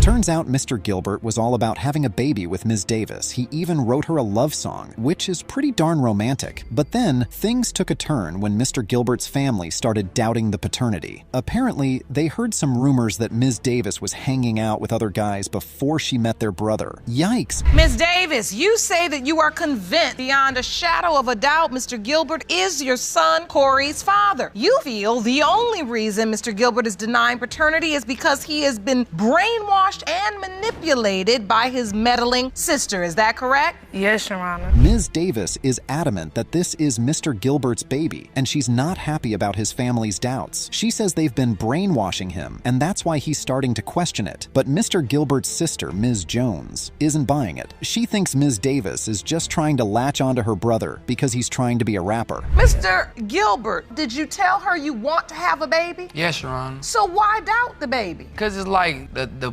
friends she hang out with, I don't agree with them. None of them. So it made you feel like birds of a feather may flock together? They always do. But I'm my own person. I know who I want. The tension in this courtroom is palpable, y'all. Ms. Jones is throwing some serious shade, claiming Ms. Davis was having threesomes with men and was already pregnant before she met her brother. Ms. Davis is firing back, saying Ms. Jones doesn't even know her. This is getting really messy, real fast. It's like my family don't feel like he mine. They don't know my me. Family don't feel like he mine. Maybe it's the persona she gave off, you know? They don't know me. She but give they me was different friends. vibes. They was cool with me at first until I got pregnant. How did you find out you're pregnant? I was sleeping all day, and he went to go get the pregnancy test for me. He told me I was pregnant before I knew. Judge Lake is trying to keep things under control, but it's not easy. She's trying to figure out where all this doubt is coming from, and it seems like it's mostly due to Mr. Gilbert's family. They're convinced he can't have kids because of some health issue, and they just don't think baby Corey looks like him at all. And when you see that they picture, know it's his baby. It just upsets you because you really want this baby to be yours? Yes, ma'am. Where did this go wrong? The streets talk, and she was messing with other people at the time, Your Honor. What that's other why. people? That's you don't why. even know me. That's why I'm saying we heard from people that she was pregnant before she started messing with my brother. But then Ms. Davis drops a bombshell. She says Mr. Gilbert actually wanted to have a baby with her, and they planned it together. She's got the photos to prove it, too. They look like a happy couple, all cuddled up and excited about their little one. Judge Lake is even getting in on the action, cooing over the sweet baby bump pic. No, they can't even tell you that I talked to anybody. Why you sitting up here doing all that? I don't know that. I don't know what you was doing. I don't know what you want. Who? So now you even doubt. I playing my child. With me, though. You playing the child with me. You felt that way. Why you was with me for? Playing my child. Why you was with me for? But you still can't mess with me. But okay, listen, one at a time. Things are getting tense again, though, as Ms. Jones keeps insisting that Ms. Davis is lying and trying to trap her brother. She's even claiming that Ms. Davis is pregnant by another man right now. Hold up. What? Ms. Davis is quick to shut that down, saying if she's pregnant, it's Mr. Gilbert's. Your Honor, she was at our house while she was pregnant. And I can see that really hurt you because you felt like in the beginning you were accepted, and now everybody turned on you, you said. Yeah, yes, ma'am. I didn't. Yes, Your Honor. Nobody's hurt and her. And you got the baby. So he got doubts within himself, so I want you to just I got doubts within you. Just read the results, because they're gonna tell it all. Finally, the judge is ready to reveal the results, but just as she's about to do it, Miss Jones drops another bombshell. She says she's heard that Miss Davis is already pregnant again, this time by another man. What? Ms. Davis denies it, but the tension in the room is palpable. Everyone is on the edge of their seats, waiting to hear the truth about baby Corey. Mr. Gilbert, you are the father.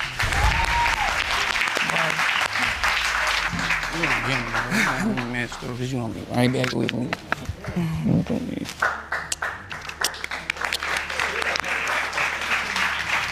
We've got a classic case of paternity drama with a mom who can't seem to keep her story straight. Mr. Barron and his wife showed up, claiming that Miss Bradshaw has been making him pay child support for a kid that might not even be his. Turns out, Miss Bradshaw has been telling her son, Ian, that a dead guy was his dad this whole time. Can you believe that? Good day, Mr. Barron. You are here today along with your wife. You claim that Miss Bradshaw has been claiming you are her son, Ian's father, for more than 25 years and has financially drained you by forcing you to pay support for a child you believe isn't yours. Yes, Your Honor. Now, Mrs. Barron is convinced that her husband can't even have kids, so there's no way Ian is his. But Miss Bradshaw is insisting that Mr. Barron is the dad, even though she's been telling everyone else a different story. The judge is trying to make sense of all this, but these two ladies are going at it like cats and dogs. How could you be with him for 25 years when my son is 25? So, I've been with him for 25 years. No, I've been married with him for 13 years. I don't even think he can have children. I think he's sterile. So you're saying in all of the years you've been together, you've never conceived a child? Turns out Miss Bradshaw even took Ian to the grave of a dead guy, telling him that was his dad. The guy's been dead for years, and Miss Bradshaw was just using him to cover up the fact that she didn't know who the real dad was. And on top of that, she's been taking money from Mr. Barron all this time, even though she knew he might not be the father. What in the world? Who's the father? Okay, paper. Calm down. Fill me in on this. Mr. Barron went to jail twice for unpaid child support. Yes, I did. Explain yourself. Okay. I took him for child support, and when we went in and had the hearing. Now, Mr. Barron is saying he's hoping he's the dad, even though he's had his doubts all along. He's been paying child support for over 20 years, and he's even been to jail a couple of times for not keeping up with the payments, but the whole time he's been wondering if Ian is really his son. And I regret it, and I told my son that I was wrong, but I didn't want to share my son. I did not want my son around them. That's life. I've seen him twice all his life. This is the lady I married, and this is the lady I want to be with. Christmas Eve, when you came over to my house in '96 and seen the son. Yeah, the only time that when we split up, then you loved him again. The judge is trying to get to the bottom of all this, but these two ladies are just going back and forth, throwing accusations left and right. Miss Bradshaw is admitting that she lied to her son, but she's saying she did it because she was ashamed of Mr. Barron. And now she's even got a new boyfriend, who happens to be Mr. Barron's cousin. It's a family affair, folks. Child support. Yes.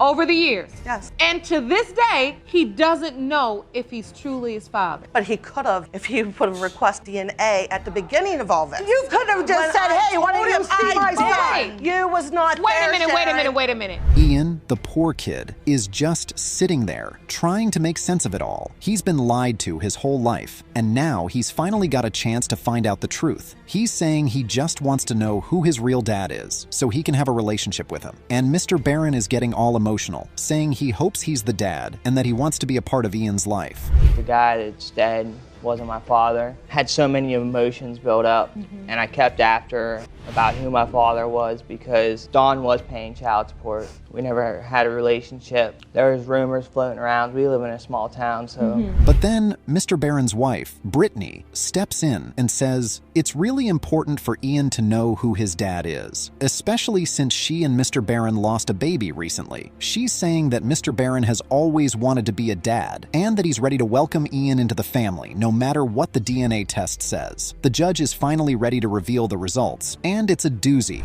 Mr. Barron, you are not the father. You okay, Mr. Scott? Just confused again.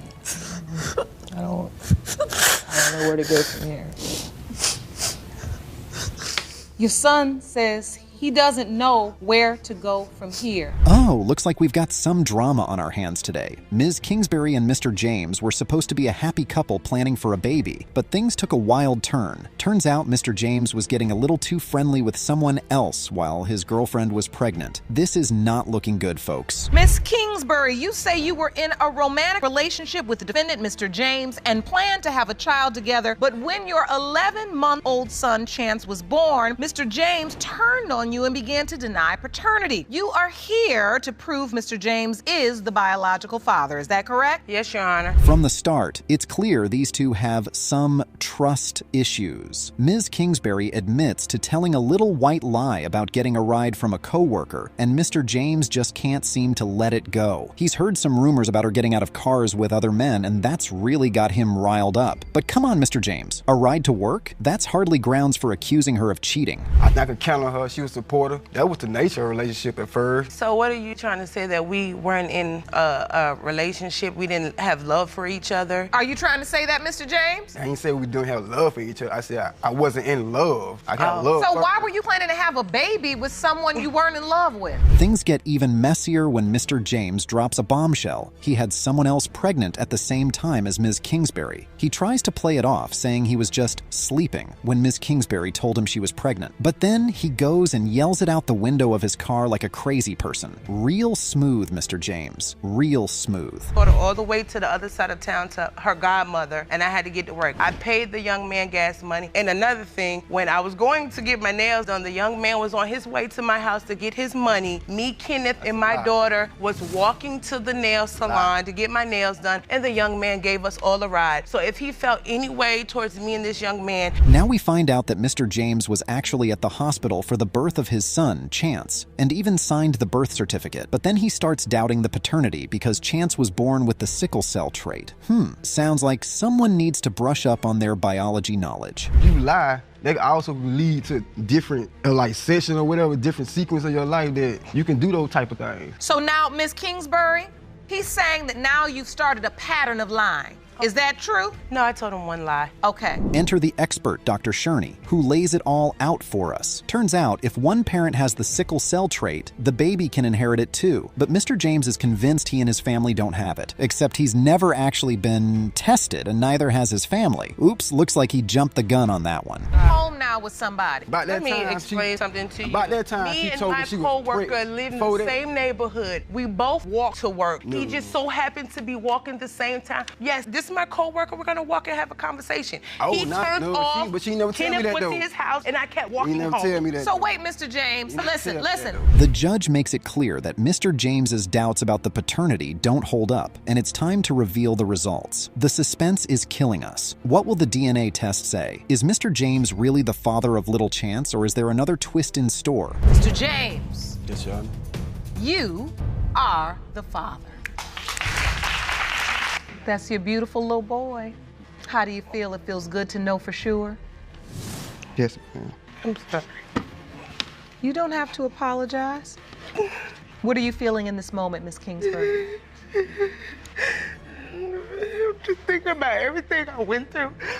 Mr. Calhoun came in, claiming that Ms. Prout was trying to trick him into believing he was the father of her baby, Amia. But Ms. Prout insisted that Mr. Calhoun was definitely the dad. Turns out these two had a situationship going on. They were hooking up, but Mr. Calhoun didn't want anything serious. Mr. Calhoun, you say the defendant tried to trick you into believing you are her daughter Amaya's biological father. But after uncovering evidence that she slept with other men, you are positive the DNA will prove you are not. Is that correct? Yes, Your Honor. Mr. Calhoun said he tried to cut things off with Ms. Prout, but she just kept coming around and they kept having unprotected sex. Ms. Prout admitted that she was cool with the casual arrangement, even though Mr. Calhoun made it clear he didn't want a relationship. Wow, these two really had some communication issues. All right, so you didn't really cut her off. Thanks.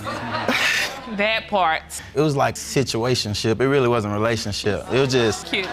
Situation. Yeah. All right, we've heard that one before. Yes, ma'am. So, Ms. Prout, you still continue to have sex with him after he made it clear he didn't want to be in a relationship? Correct, Your Honor, I did. Things got even crazier when Ms. Prout said she went to multiple doctors who all confirmed she was pregnant. And get this, she said the dates lined up perfectly, with the baby being conceived right around the time she and Mr. Calhoun had unprotected sex. I asked for a DNA test, but not when she's saying I did, Your Honor. Well, when did you ask for it? After I found out that she said she was pregnant, I blocked her on all social media and everything because I thought she was crazy. She called me and said that she had took fertility medicine to get pregnant by me, and she got exactly what she wanted out of me.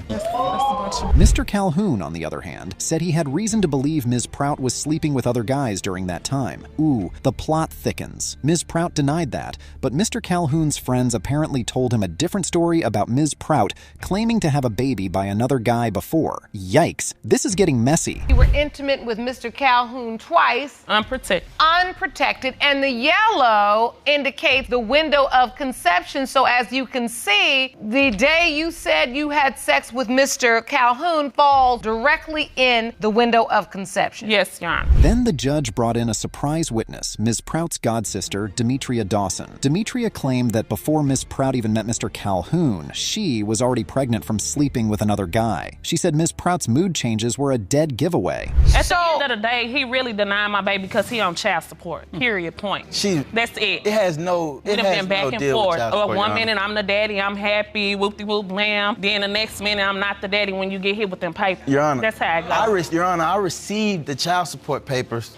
Received the child support paper 3 weeks after her daughter was born. But Ms. Prout fired back, saying Demetria couldn't just make claims about who she was sleeping with. Ms. Prout insisted she had stopped seeing the other guy weeks before meeting Mr. Calhoun, but Demetria wasn't buying it. This is getting intense, folks. You have a daughter being born. Do you want to come up here and see your daughter being born? Me, I came to the hospital just to see if she was pregnant. I never believed that she was pregnant. And she's laying there, the baby's in the nursery, and she's doing her paperwork. She says, "I'm doing this paperwork. Do you wanna sign it for your daughter?" The real bombshell came when Ms. Prout admitted that the other guy she was with is still in the picture and has been acting like a father to Amia. Mr. Calhoun was stunned, asking, "What am I supposed to think?" The judge pressed Ms. Prout, asking if she and this other guy had taken a DNA test, and Ms. Prout said no. And they tell me that's crazy because she said she had a baby by me before, and when I asked her to produce the paperwork and produce the pregnancy test, it was non-producible. That's a lie, Your Honor. So I felt like, yes, ma'am, like she couldn't produce it. Like she couldn't produce it. Although this is not looking good for Mr. Calhoun. He seemed convinced he wasn't the dad, but the judge reminded him that anytime a man has unprotected sex, there's a real possibility of a baby. Yikes, Mr. Calhoun really set himself up here. It's time for the DNA test results to be revealed, and the tension is at an all-time high. Mr. Calhoun, you are the father. Wow. Wow, that's crazy. That's really crazy. Why are you so upset, Ms. Prout?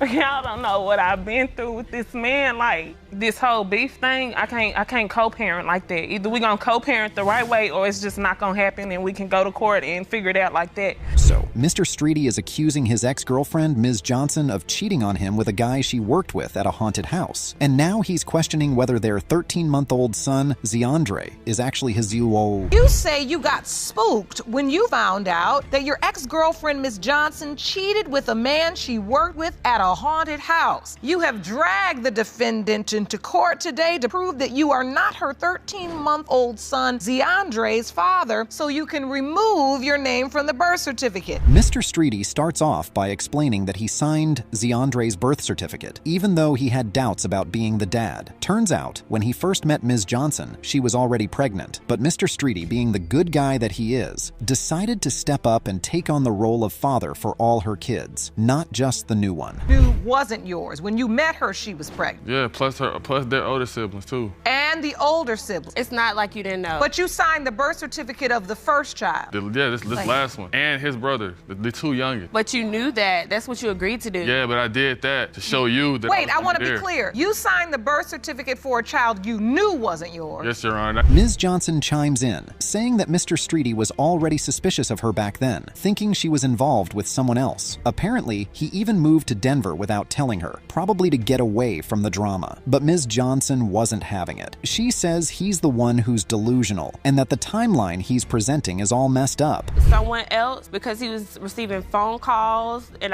he was like very suspicious about it, and I didn't pay attention to him. Your Honor, I moved to Denver. She knew that I was moving out there, so that way me and her try to move out there. That was the game plan after he Oh, okay, so you told her I'm gonna go to Denver first and get things set up, and then you gonna come as well. Yeah. No, you didn't. But you did move to Denver. Mr. Streety pulls out his trusty exhibit, trying to prove that Ms. Johnson was cheating on him with this other guy from the haunted house. He claims he saw them together at a gas station, and then later driving around in the same car. Ms. Johnson tries to argue that the timeline doesn't add up, but Mr. Streety ain't buying it. Later, I'm playing soccer with my two younger cousins in my uncle's front yard. Guess who come bending around the corner? Her and the same nut that I saw earlier at the gas station. This time he's driving. Whoa, okay, if he's driving. And that's the car below, driving with other man. That's the same other man. Same person. Same guy. This is around the time when I discovered that she's pregnant. The judge tries to get to the bottom of this, asking Ms. Johnson about her relationship with the other guy. Turns out, she did admit to sleeping with him a couple of times, but only after she and Mr. Streety had already broken up. She says the guy basically disappeared after that, never even meeting little Zeandre. Was born. It's like, wow, you didn't tell me any of this. I didn't know none of this. You didn't owe me an explanation for anything. Listen, and as bad as that is, that didn't land us here in paternity court. No, it didn't. From what the exhibit says, the haunted house did. Mr. Streety is still convinced that Zeandre isn't his, and he's bringing up all sorts of reasons why, from the baby's lighter skin tone to the fact that he took his name off the water bill. He's really grasping at straws here, folks. The judge tries to explain that a child's appearance doesn't always match the parents, but Mr. Streety ain't having it. Am I different, yes or no? That's where you're delusional. Yes or no? I wasn't even with anybody. I was at home with my kids, making sure they ate, making sure they bathed, and they were clothed. Who you driving my uncle's house with? Who was that was the guy in October. That's the same guy. No, they're not. Ms. Johnson gets emotional, explaining that Mr. Streety has been in her other kids' lives for years, and she's upset that he's now trying to back out of being a father to Zeandre. She feels like he's just using this as an excuse to avoid responsibility. Mr. Streety, on the other hand, says he's just trying to protect himself and his credit score. I know that their fathers was not there for them. I already know that. I'm sitting there in the hospital holding him. So wait a minute.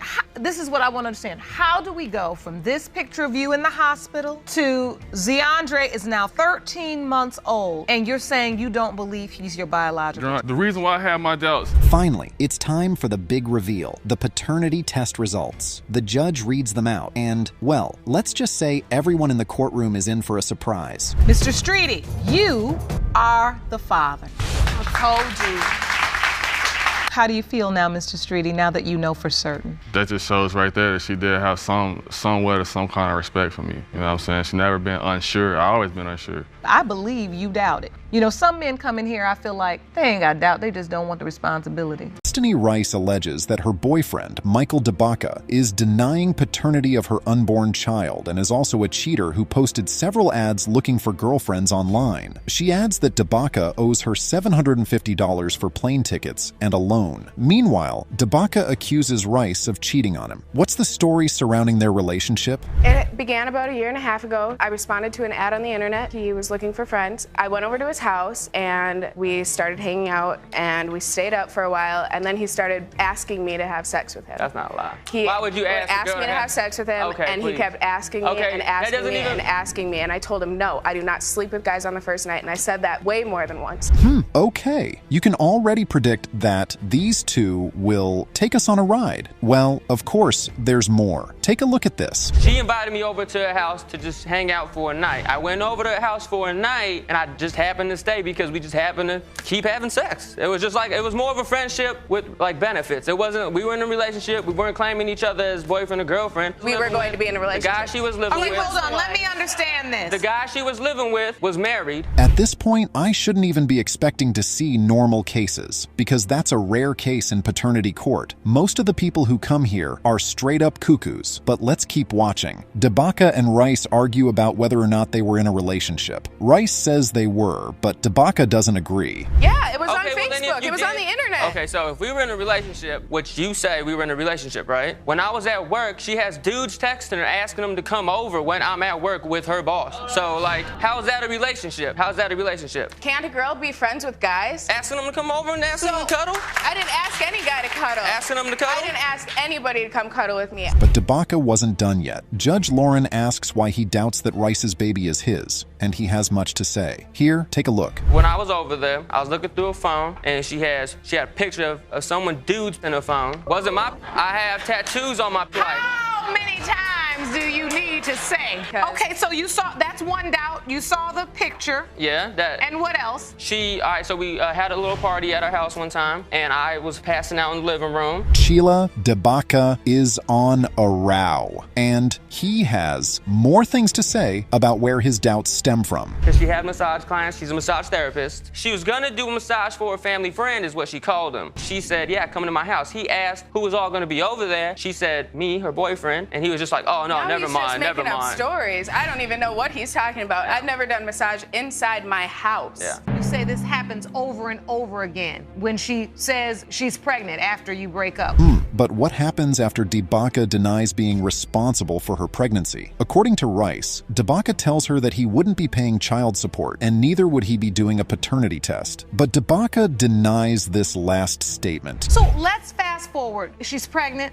You all are living together. She wanted somebody to be there. That's what she kept complaining about. So I went, and I was gonna be there for her. I don't think I complained. During her You offered pregnancy. to come out there. She calls and says she's pregnant. So at some point you broke up again. Yeah. Yes, preach. DeBaca tried to respond to what Rice said, but he could only let out a stutter. With the way he was stuttering, you wouldn't believe this was the same man who was yapping away about his 1,000,001 doubts. First of all, yeah, I posted. Whoa. No, I posted the ad. No, Are I we posted the stuttering? ad and said no. I posted the ad and said that like it was for girls to be friends and stuff. But that's the only reason why I did it was for revenge of her. All right, we're going to get to the DNA results in just a moment. First, I want to deal with the arbitration. Ms. Rice, you say the defendant owes you $750 for unused airline tickets and unpaid loans. But that's not all. Rice claims that DeBaca never got on the plane the first time. After speaking to him about it, she paid an extra $50 to move the flight to another day. But did DeBaca get on the plane? You're about to find out. So I paid $50 to change the flight for another day. Same thing. I never told her I Didn't wanted get to on. go back. So I changed the flight for another day. This time he promised me that he would get on this airplane and come. Nope. And last minute, I had a ride set up to the airport. I had already paid gas money. I had concert tickets for us to go to a concert. Okay, so minus the $750 she sued for, there is a sum of $500. What is the remaining money for? I'd send him $100 here, $60 there. He'd call you and $20 say here. what? Can you send me money? Can you wire me money through Walmart? No. Can you send No. me money? I need money. I need to eat. I want chocolate. I want juice. I want this. I want that. Ms. Rice? Because of what she says, He told though. me So you just that gonna if I were to send him money, that he would come see me. That's sad. You give someone your all, thinking they love you, whereas they don't. DeBaca denies that Rice sent him money, but the judge wasn't too convinced. A slight misstep, and the truth was revealed. She never even sent you any money. $20 was one time. All right, now that's what I needed to hear. Because something was telling me you were lying, and I said to So I myself, could- well, No, wait.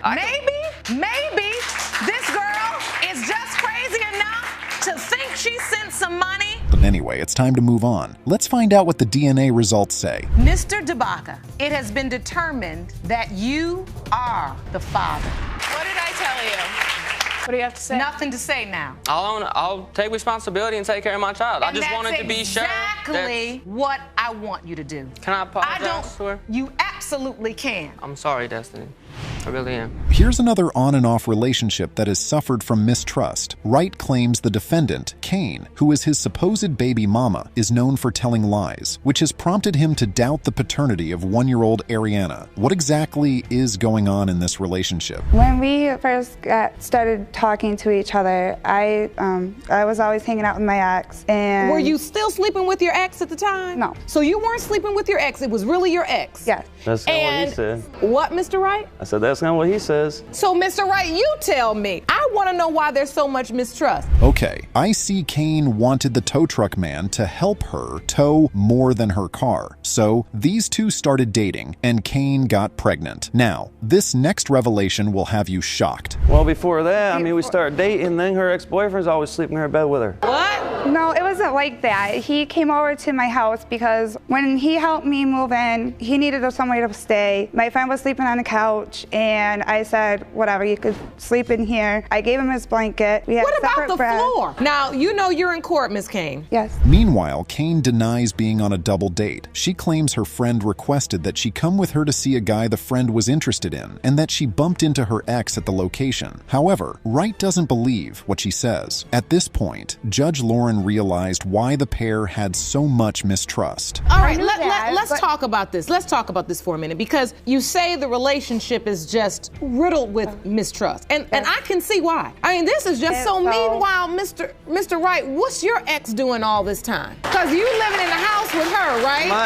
My ex is, I guess, stay at the crib, take care of her kid. This case falls on the list of one of the messiest situations because what? Now, somewhere in between all this messiness, Kane gets pregnant. What happens then? And when she tells you, are you happy? Do you believe it's yours? I was or you happy, but I still had that, you know, with everything she's doing. I mean, she went over to her baby daddy's house. She has 2 other kids, went over to his house. Was over there for 3 hours when she knew that dinner was almost done. Then ignore my phone calls, my text messages. Then finally she shows up. She finally calls me. Chile, the testimonies keep getting worse. Due to Kane's lies and inconsistencies, Wright doesn't believe her baby is his when she tells him. He couldn't say 100% that she wasn't lying about that too. To make matters worse, Wright claims that Kane had told him twice that little Ariana wasn't his, which Kane affirmed. Now that's one story I'd like to hear. Hold on, because she just validated your assertion. So, Miss Kane, that's true. Yes, you told him while you were pregnant that this baby is not his. Right. I mean, just a couple months ago, she told me. We got into an argument, and I was like, I'm going down and filing for full custody. I'm going to file for paternity test, and I'm filing for full custody. She was like, you might want to go file because she probably ain't yours anyway. Oh, that's when she said it. So she gave him a taste of his own medicine, but you guys have yet to hear the worst testimony. Wait till you see this. In your mind, there's absolutely no other possibility. Correct. This other guy, her friend, me, her, and her friend had a threesome. So what is this? So what is this? Wait. So what is this? She goes over to her friend's house to hang out with her friend and her friend's boyfriend. They're drinking. Her friend somehow gets her shirt off, her bra off, her pants halfway down. No, it was not all around this. no. That is one question even I desperately want to know. Dying to see I know the answer to. What's worse is that poor Ariana is stuck in this mess and does not know who her daddy is. However, Wright has been present in her life all this while. Were you participating, Mr. Wright? Yeah, I've been there since day one. I was there when she was born. I'm the person that supports her. At the hospital? Yeah, at the hospital. So you're at the hospital. Did you sign the birth certificate? No, actually I got it right here. I didn't sign the birth certificate because I told her before she even went into labor, I told her I'm not signing the birth certificate because I have a doubt. Meanwhile, Wright's doubts increase when he hears Kane's family talk about how Ariana looks like her 2 other kids whom she had for another guy. So it's like he's not even being considered the father at all. On the other hand, Kane admits to being involved with other men but not sexually intimate with them. Miss Kane, you are admitting to having contact, look, not sex, but a continual contact relationship with these various men where you are going out with them, having drinks with them, eating with them, not double dating, but just meeting a girl and a guy, sleeping in the bed. I mean, I understand why he could have doubt. Do you? Yes, I do understand. That's right, Your Honor. We've all had enough of these two, and the only thing that can end all this is the DNA result. Let's find out what it entails, shall we? Mr. Wright, you are Ariana's father. I see the tears and I'm glad you're relieved. You know now. How do you feel, Ms. Kane? Relieved? Yes. Now see, finally, in this moment, the truth has been a catalyst for you to just taking your walls down for a moment. This case will have you raising eyebrows at so many things. First, we have a pastor and bishop who got sexually intimate with a woman he's 28 years older than. Also, the woman in question, Miss Webster, attests that during the period of her child's conception, she was sexually involved with the bishop, Mr. House, and 2 other men. Moreover, one of the men, Jones, is 9 years older than Webster and is at the court for this case. Mr. House, first explain to the court, how did this all start between you and Ms. Webster? It started with me leaving an assignment that I had in Jacksonville, moving to Buffalo, New York, take on a new assignment.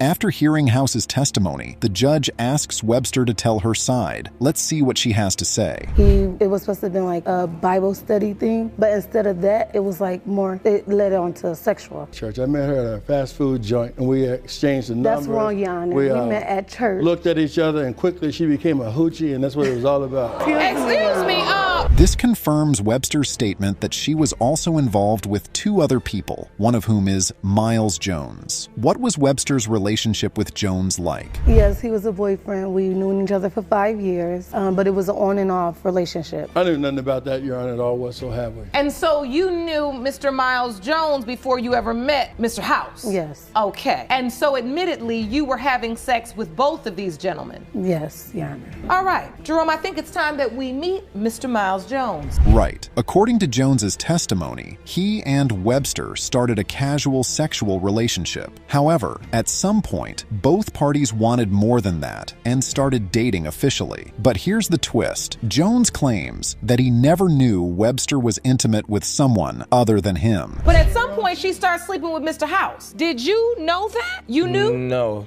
I had no idea. But there's some differences, Your Honor, when I think she was with me and when she's with him. I think she's with me for money. Well, how do you think that when you never even gave me a penny? Because things could be, the things that I could do. That's right. Moving on, Webster explains what happens when she finds out she is pregnant with Emilian. Let's see what she has to say. When I found out I was pregnant, I was trying to contact Mr. House. His phone was disconnected. First one, I never knew he left town, which he denied her to the Phyllis. He denied her. He wanted a DNA test. He didn't want nothing to do with my baby. That's not true. And for his money to be on full when I asked him for diapers and everything, where was that? But Webster doesn't agree that she kept House in the dark about her baby. She claims that she informed House that she was having a baby. Where was Jones in all of this? Well, let's find out. I came over on a regular hookup to go meet up with her. We was gonna go out, do what we normally do. And then she said to me, I'm pregnant. I said, really? I said, how long? She was like, I'm about 5 to 6 months. I said, so you trying to tell me that it's mine? So when you told him, I'm pregnant, did you then tell him, and you're the father? So who's lying and who's not? Webster claims she told him he was a possibility, but Jones still wanted to sign the certificate. Since the birth certificate is now a major contention, Judge Lauren asks to see it. Let me look at this birth certificate. I haven't even seen the birth certificate, but I did sign some papers at Emilian's birth. Yes, and I told you that your name wasn't going on there because it was a possibility that you was not my baby father. But I've been there since day one. Nothing. Exactly. Nothing listed under the name of father. Thank you. But you made her last name Miles Jones.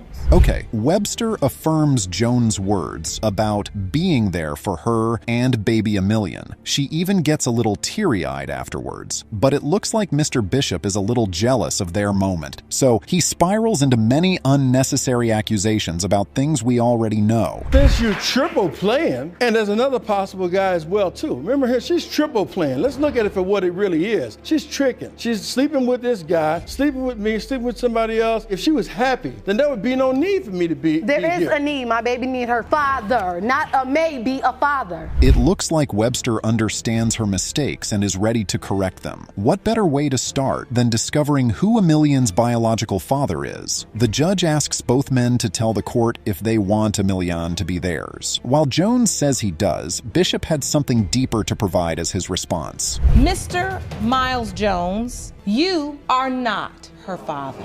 Mr. House, it has been determined by this court that you are not her father. Miss Webster, do you know who your child's father is? Yeah, my ex-boyfriend. White does not doubt Flowers is her 4-month-old son, Major's biological father. She says this with so much certainty, even though she admitted to being sexually involved with the neighborhood ice cream man during the window of conception. But that's not all. White also claims that Flowers owes her $1,346.54 for childcare expenses. Well, because basically I bought diapers, stroller, crib, detergent, toys. I bought everything for my son that he needs as an infant. He hasn't bought anything. The things he did buy, he took back to the store. What do you mean? He bought him 2 outfits and he returned them pretty much. Mr. Flowers, you took the outfits back? Yes, ma'am. He couldn't fit them. Wow. Now White believes that Flowers is her baby daddy. But why is that?